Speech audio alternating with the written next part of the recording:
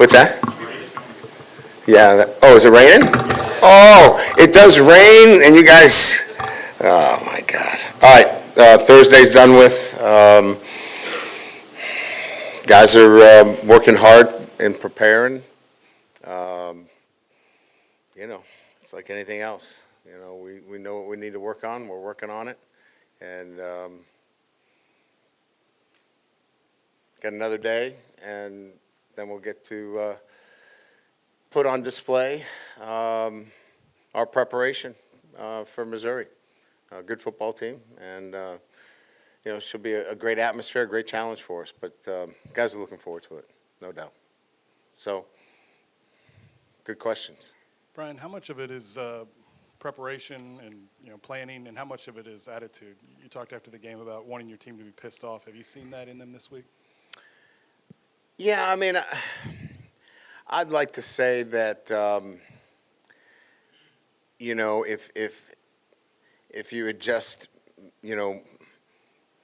mad about things and upset about it, that it all just would come together.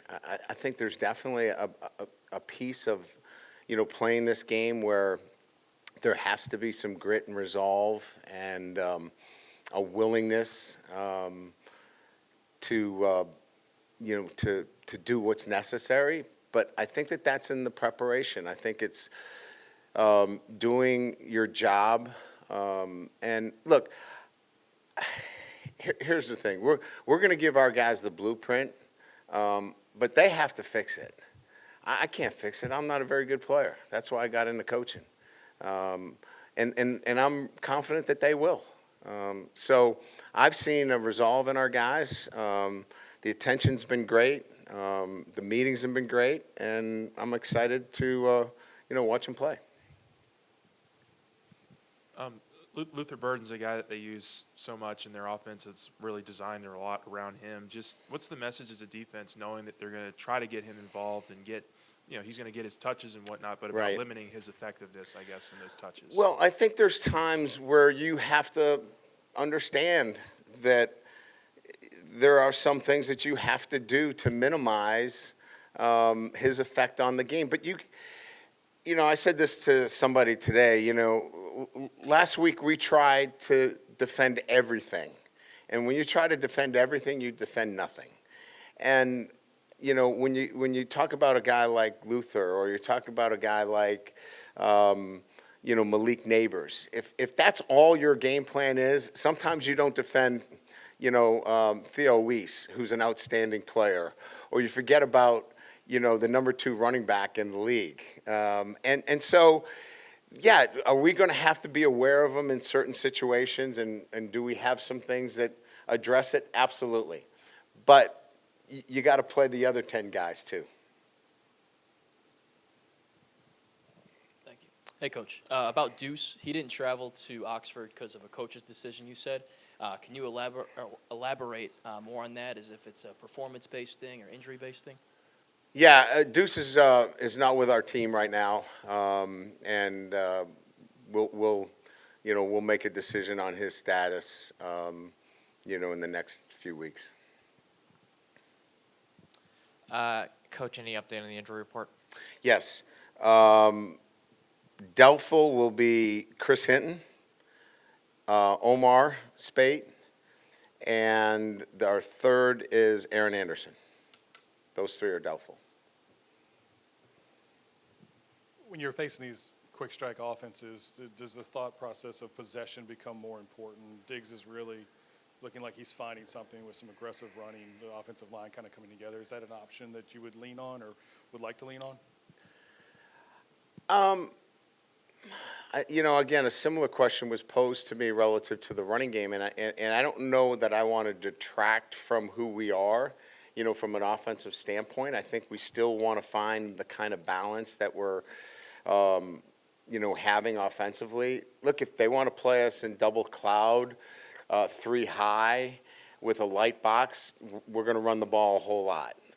If we've been getting a whole lot of cover 1 and man-to-man situations, and you've seen what we've done. So it really will be dictated about how teams play, but there are some times that we just have to say, look, we're going to run the football here, and we got to run through some tackles, and that's where Logan Diggs has been really effective. He's run through some free hat hits, which we call when the safety's coming down, and we're just going to have to.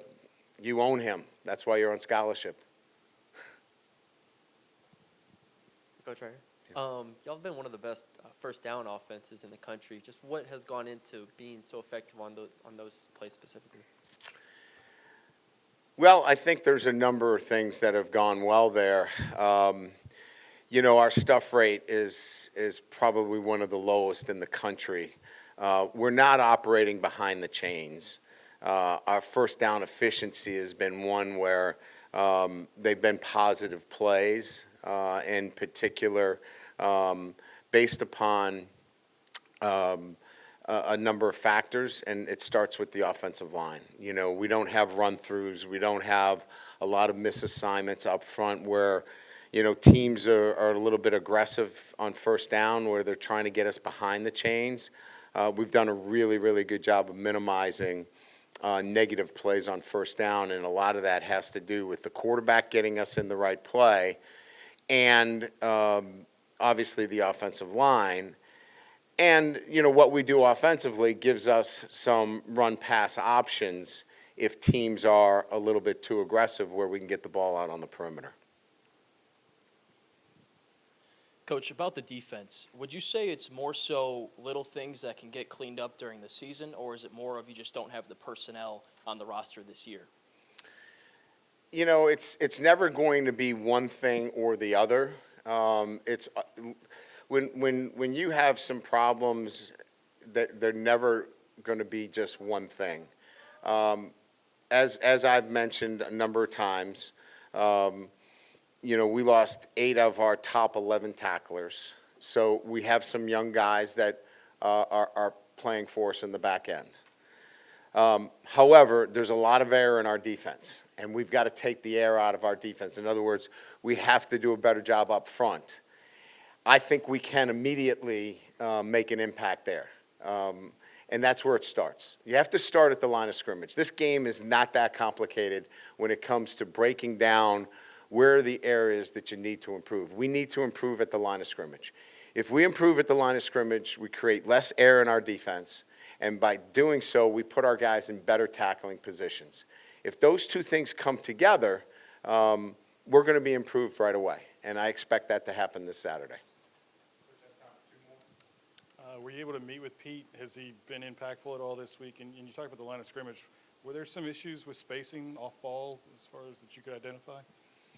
Yeah, I mean, I think, Pete's made he's come in, and I think his eyes and looking at things, he's been able to make some technique adjustments. It's going to take some time, obviously, to make the kind of impact that you can, see for the long haul. But I think it's, from my perspective, it's been really good meeting with him, spending time with him, going over the techniques necessary for us to make the kind of improvements necessary right away for this weekend. So I've enjoyed it. I've enjoyed having him here. He loves LSU. He's got an incredible, I would say, resume of knowledge, and the believability factor with our players is immediate. So I think all those things are a positive thing, but it's still going to take us, some time to continue to, work on the techniques necessary. But, I just probably wish I did it sooner.